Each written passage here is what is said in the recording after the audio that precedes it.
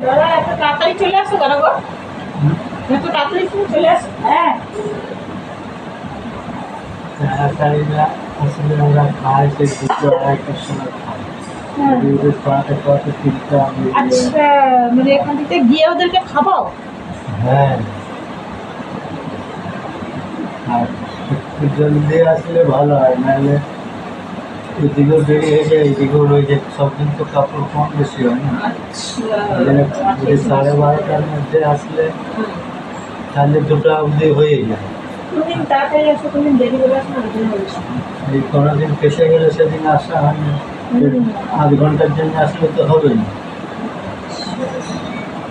ওরা তো সেই 11টা-12টায় নাস্তা করে, আর খায় হয়তো 2টা বাজলে, তারপরে 2:30টা বাজলে তখন খায়। তুমি রান্না করে দিয়ে চলে এসছো নাকি? রান্নাটা তুমি করো তো?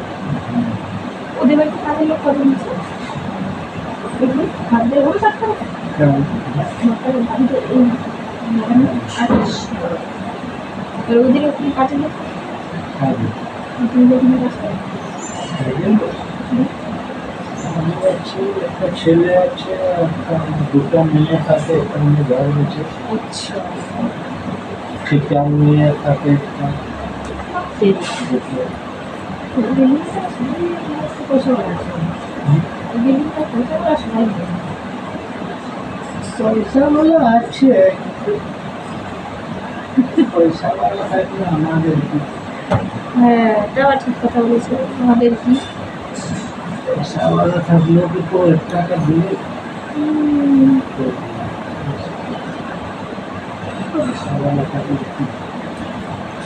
তোমাদের মালিক কত পয়সা, হ্যাঁ কিন্তু আমি টিপুবাবু চলে তখন তখন আমি আনি, কিন্তু কোনোদিন 1 টাকা বসে দিই।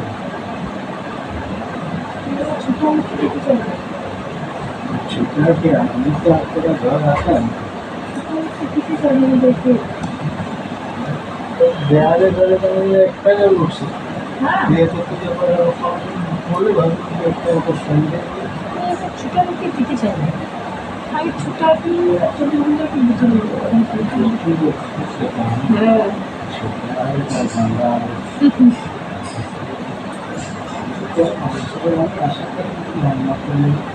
ও হুম, তুলে দাও বালতি দুটো। হ্যাঁ, বালতি দুটো তুলে দাও। বালতি দুটো তুলে দিতে বলছে।